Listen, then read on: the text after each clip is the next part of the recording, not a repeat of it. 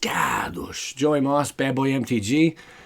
I don't even got to clickbait this one. We got some powerful spells to talk about. Some big mythics, like the big hitters have arrived. Elder Dragons, and some really nasty rares as well. One I'll leave on the screen. But before I get into that, I want to share with you guys a story that took place today. So today started like any other day. Woke up, got dressed, showered, whatever, all that good stuff. And then I was out the door with my woman and my baby, Jackson, 1.5-year-old. And we did some running around, but then after the running around, we needed to really get Jackson's haircut, his first haircut. So we thought, all right, let's get something to eat, and then after we eat for lunch, we will go get his haircut. Sure. So we stop in at Applebee's. It's a restaurant in the United States. I'm in Ohio, Cleveland to be exact. And just normal, walk in. How can we seat you? Blah, blah, blah. And we go to our table. I'd say about 5 minutes in, I'm sitting at my table, and I glance out the window. And I'm like, what is that? And maybe like 150 feet, it's not even that busy. There's not too many vehicles. It's kind of like half capacity, really, maybe even a third capacity during this lunchtime. And I see underneath this vehicle what appears to be a person, or something, like just laying there.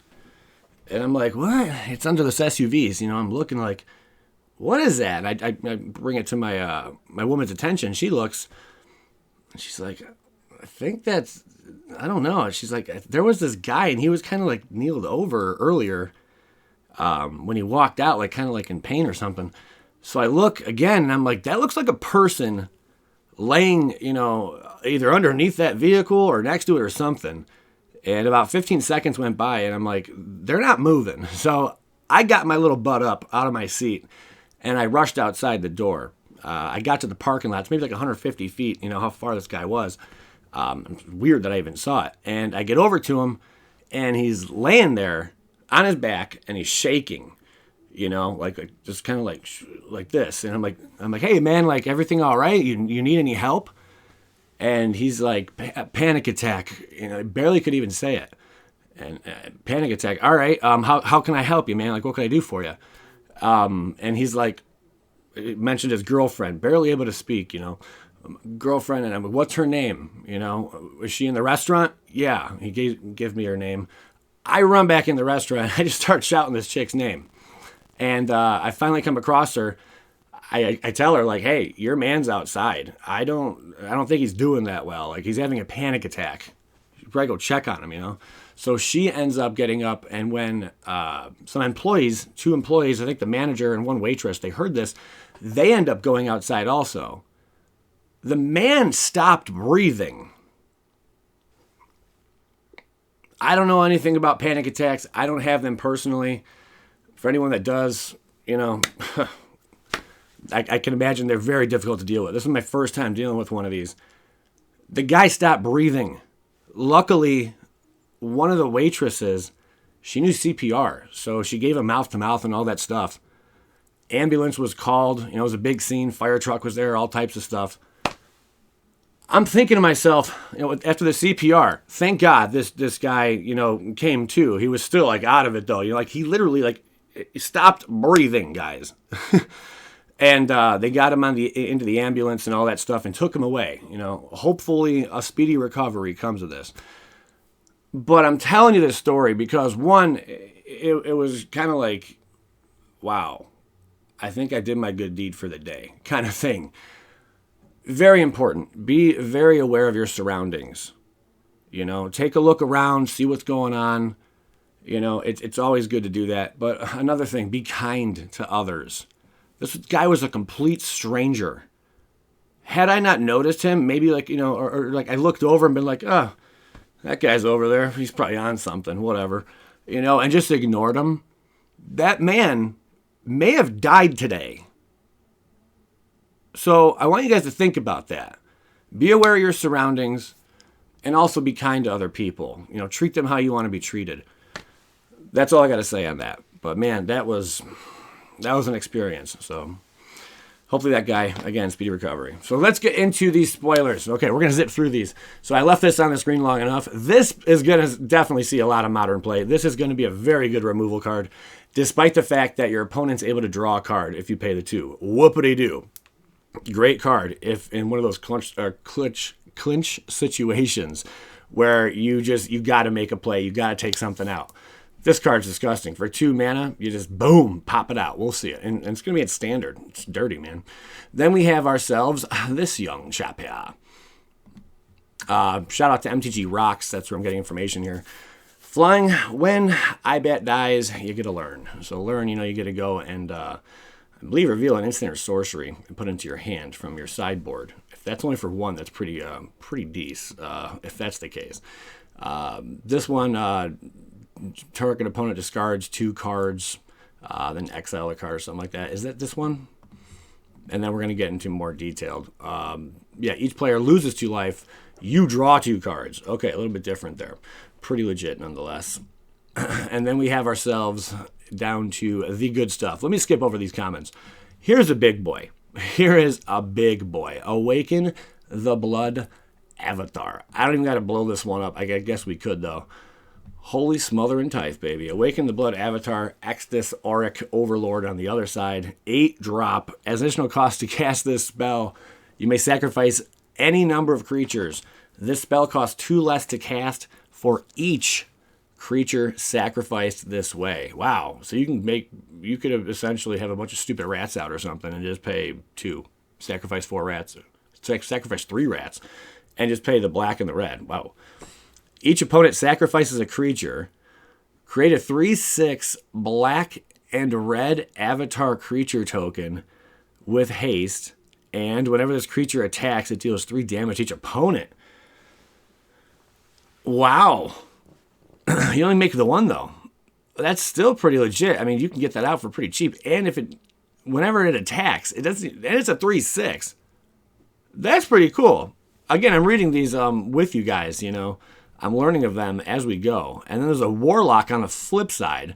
What's he all about? Holy smokes, baby.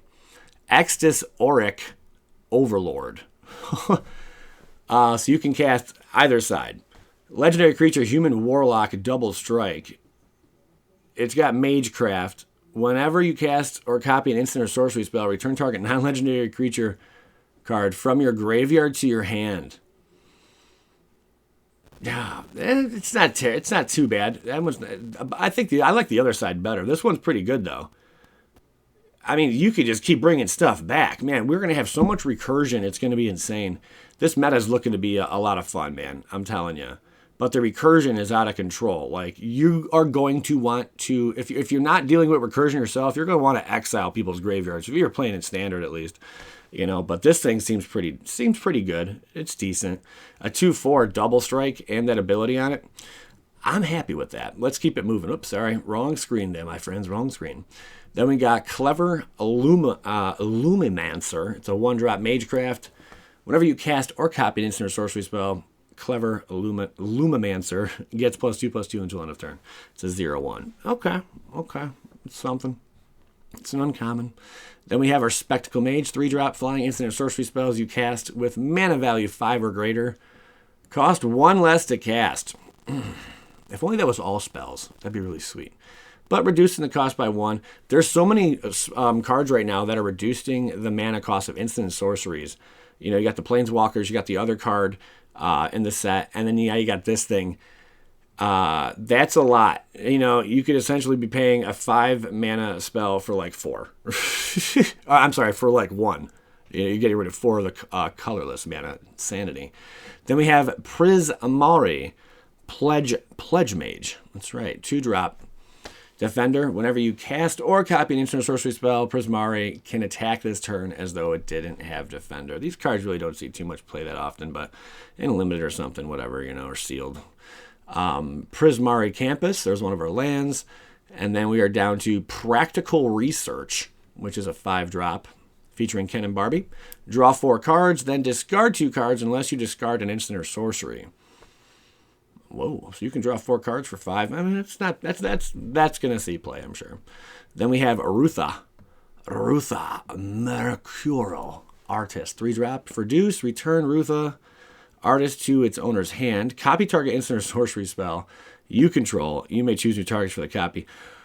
We are going to have a very, very crazy, more advanced meta, you can say. This is not going to be your basic magic cards where you just smack creatures on the battlefield, go at it, this, that. Here's a planeswalker every now and then, ramp up into something, do this. No, we're going to be having a lot of spell slinging going on, and that, I think, is what's going to make this set really, really fun to play. Let's get some more up here.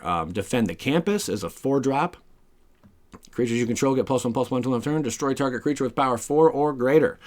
Yep, you're limited play. Then we have Igneous Inspiration, 3-drop.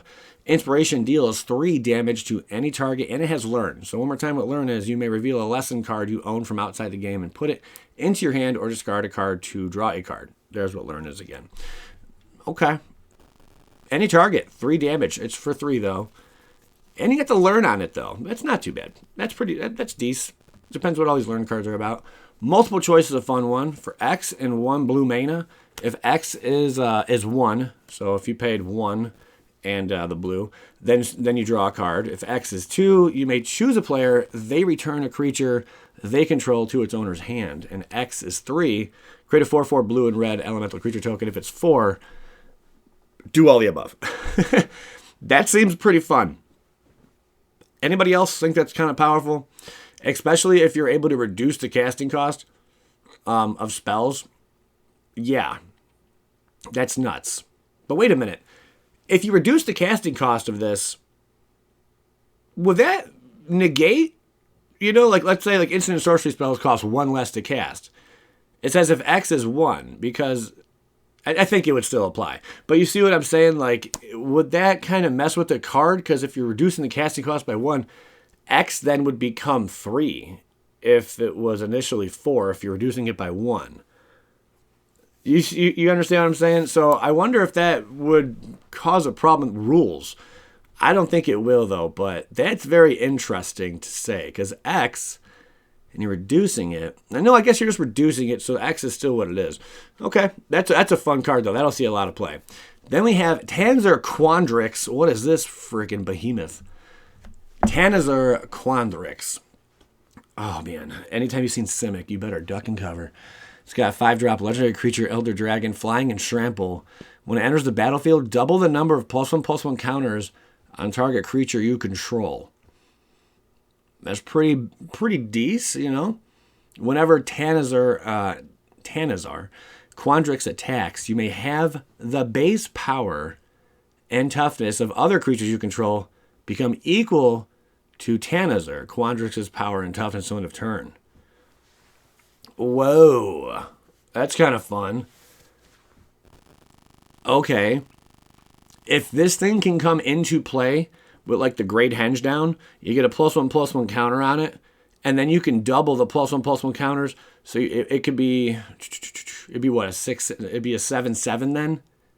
So this thing could drop down as a 7/7, essentially. And then when you swing in, all your creatures, maybe you splash this in an elf deck. No, maybe not elves. I don't know where you'd put it. Definitely one of those rampy kind of style decks or something.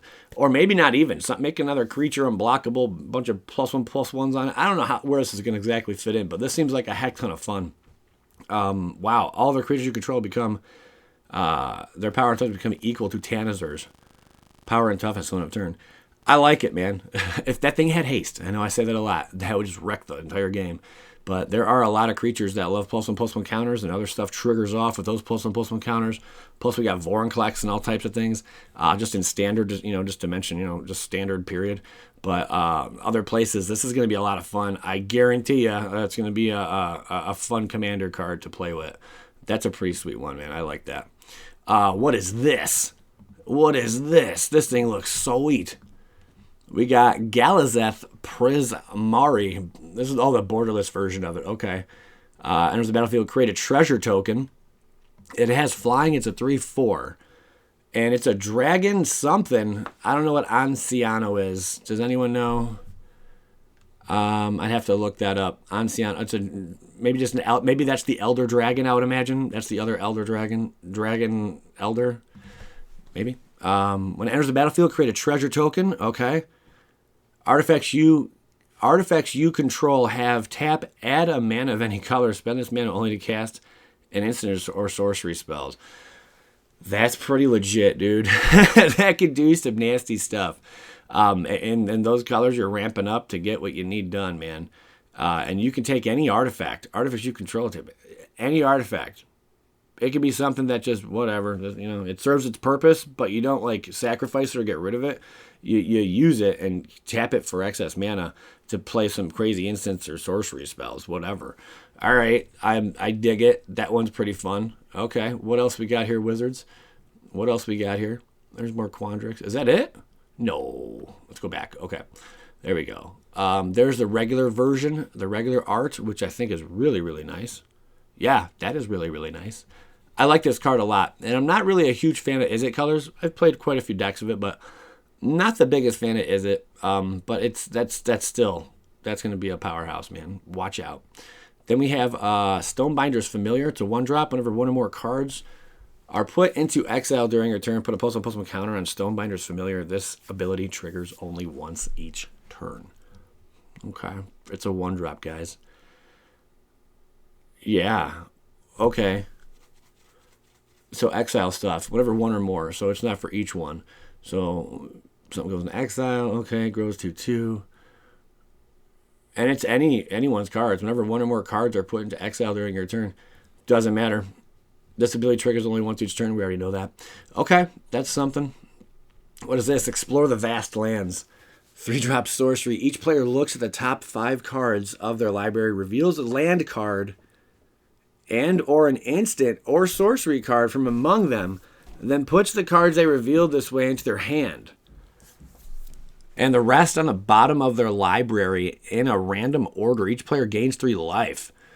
What are you going to use that thing for? I mean, that's pretty sweet, but it's each player does this.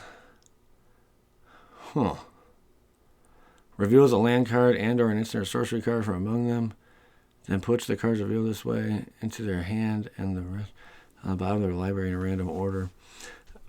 I mean, if you can stack your opponent's deck, a certain way, the top of their deck, that could help out.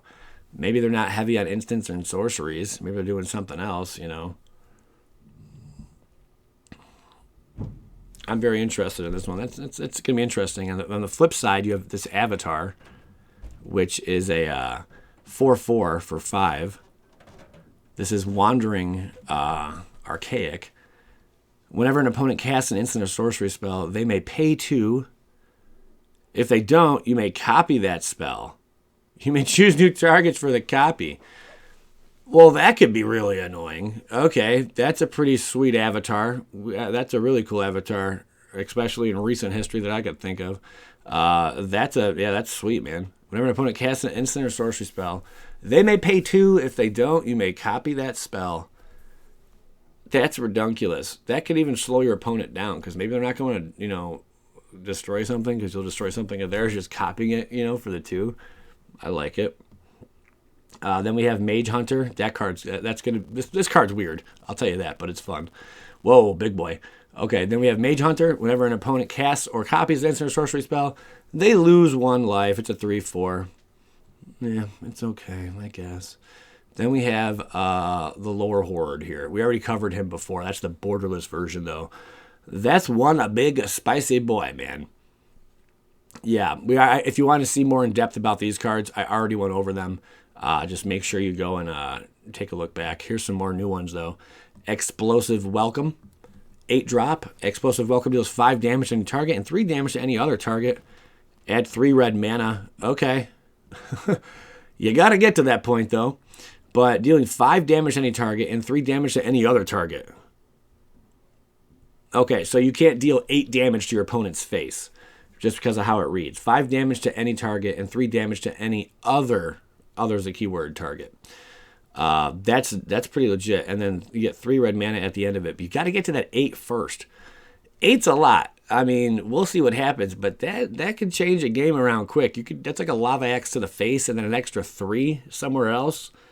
And you're getting 3 red mana back at the end of it. Don't forget, we are reducing the casting cost of instants and sorceries.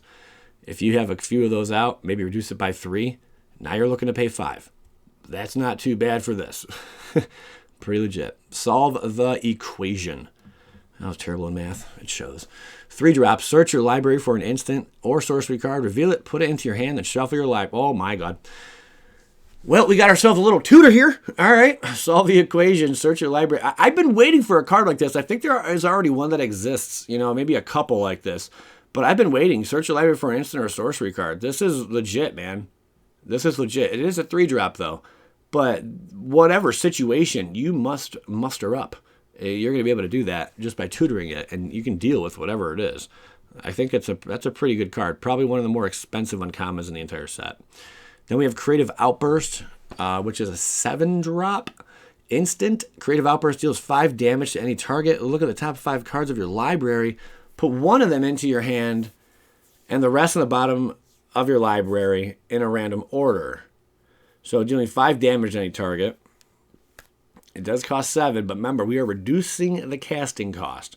Reducing the casting cost. Emphasis on reducing casting costs in this meta. And then looking at the top 5 cards, put one of them into your hand, the rest in the bottom. That's cool. You can discard this early on and create a treasure token. You could run a playset of this in your deck easily because you can ramp up to it with your treasure tokens. And you can discard this. There's all the other cards right now where you can bring back and you can play an instant or sorcery for free, cast it from free. There's that Sphinx, I think, that's in historic right now, where I think it's a 5 or 7 drop, something like that. But when it hits, you get to play an instant or sorcery card from your graveyard for free. That's legit. So that'd be something like this, and just wham, I like it. What is this thing? That's a big art piece. All right, I think we did cover these the other day. Let me just double-click on this guy. See what this is. Whenever you cast or copy an instant or sorcery spell until end of turn, target creature you control gains. When this creature leaves the battlefield, exile instead. And when this creature is exiled, create a 4/4 blue and red elemental creature token. I think we did cover this one the other day. This one's not bad. No, maybe we didn't. It's okay, though. I love this card. I love the art on that card. I want play sets of that card. Here's another one we haven't checked out yet.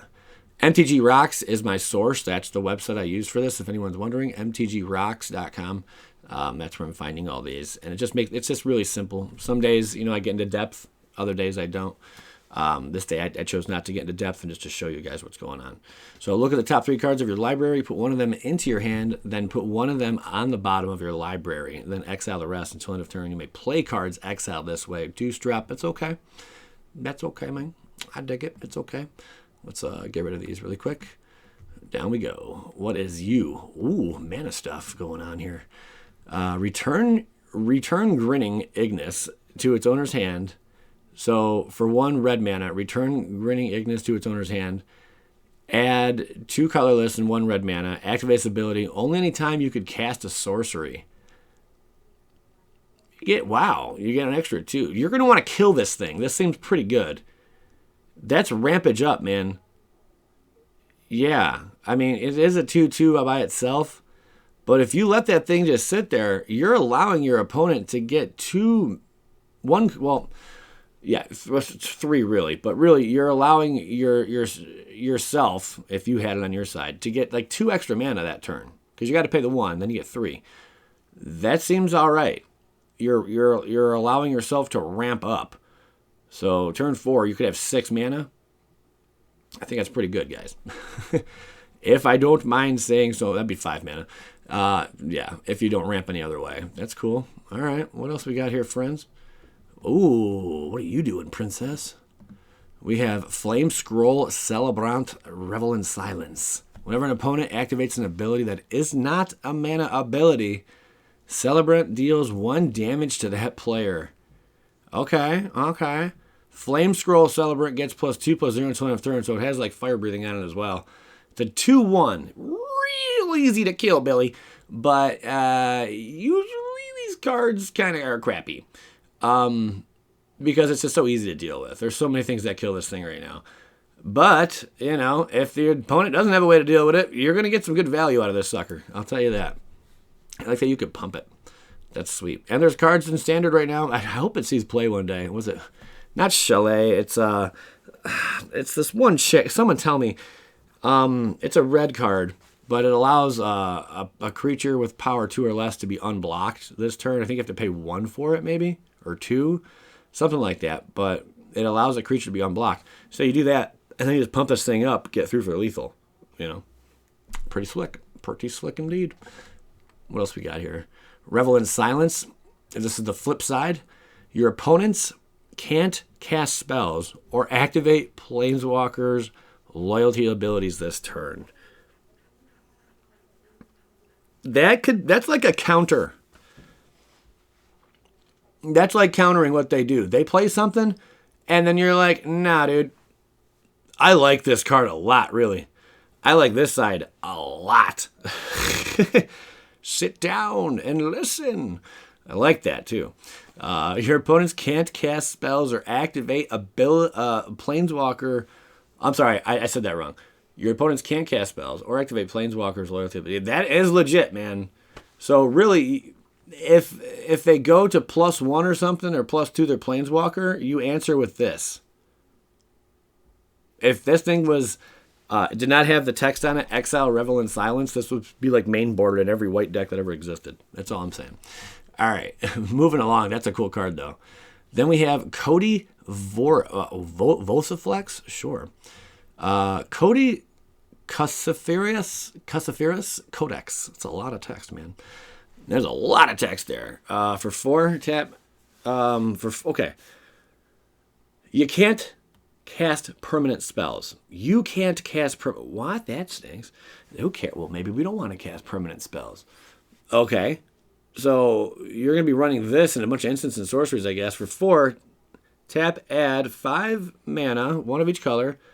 When you cast your next spell this turn, exile cards from the top of your library until you exile an instant or sorcery card with lesser mana value.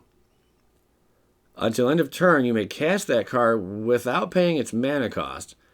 Put each other card exile this way on the bottom. This card's wacky. I'm not sure what to make of this thing, but this thing's wacky. You can't cast permanent spells. Well, that stinks. Maybe give it to your opponent or something. I don't know. Hey, if they're running if they're running a creature-heavy deck, you know, and you can like harmless offering this to them, we'll see you, dude. You know, they're just gonna lose the game outright. That's pretty slick. Yeah, that's fun. So you mean instant sorceries, artifact? They can't play an artifact. I guess if you're just playing nothing but instants and sorceries or something, you know, throw this up in the mix. Sure. I'm not sure what to make of this, guys. If anyone wants to help out, give me your thoughts on this Codex. That's a nutty card, man. That's a nutty card. Combat Professor, beginning of combat on your turn. Target creature you control gets +1/+0 and gains vigilance till end of turn. Then we got the Magma Opus. What are you, dude? Magma, I think did we cover this one already? 8-drop, Magma Opus deals 4 damage, divided as you choose, among any number of targets. Yeah. Tap 2, target permanents, create a 4/4, blue and red elemental. Creature token, draw 2 cards. And you can ramp up into it. Yeah, I like that card. That one's a good one. That's a good mythic, boys and girls. Here is Illustrious Historian. I think we covered, maybe. Exile Illustrious Historian from your graveyard. Create a tapped 3/2 red and white spirit creature token. You sure? Relic Sloth. It's a beast. Vigilance and Menace. It's a 4/4. Campus Guide. Enters the battlefield. You may search your library for a basic land card. Reveal it. For a basic land card. Reveal it. Then shuffle and put the card on top. I like how they rewarded stuff for this one. Here we go. What are you about, broski? Master of Symmetries. It's got reach. It's a 4/4. It's uncommon. It's a 4-drop in green, 2 colorless. Whenever a creature you control with power equal to its toughness attacks, it gains trample. Wow. With power equal to its... Whoa! So, I mean, big old Garenbrig dude, you know, he would like something like that. Doubling all your counters on him. He's not a 10, he could grow to a 10/10 really quick and then frickin' just swing on in. As long as the power is equal to its toughness, man, it gains trample until end of turn. That's a powerful card. And it's only a 4-drop with reach. I like the reach on. They gave it like a little something extra, man. I like this card. For uncommon, that's not bad. That's pretty good. Even that means this thing has trample when you swing in with it. Man, they are I like that card for green. That's pretty legit. Okay, man. That's not bad. Wizards are doing good. Sparring Regimen. A 3-drop when Sparring Regimen enters the battlefield. Learn, boy. You're going to learn today, guys. Whenever you attack, put a +1/+1 counter on target attacking creature and untap it. Wow. That's pretty good. Whenever you attack, put a +1. Cool, dude. I mean, this would be fun in a Death Touch kind of build also. But, man, I like it. Whenever you attack, put a +1/+1 counter on target attack creature and untap it.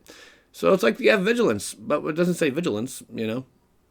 It could have just said your creatures have Vigilance.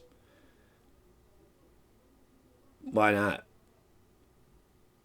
Actually, no. Yeah. Why did they just say that? I don't know. Well, okay, I know why. Whenever you attack, put a +1/+1 counter on target attacking. Not on all your creatures. There's on one. Still not a bad card. Then we got Curate. Look at the top 2 cards of your library. Put any of them into your graveyard and the rest back on top of your library in any order. Draw a card. That's okay. It's like a scry 2 and draw a card. That's all right. Burying Books. Burying Books. We got this spell costs 2 less to cast if it targets an attacking creature. Put that creature into its owner's library second from the top. Okay. That's something. And we got Thrilling Discovery, which is a deuce drop. You gain 2 life, then you may discard 2 cards if you do draw 2 cards. That's okay. That's another Dece. Another Dece. Here we go. What is this dude about? What are you doing in that book, man?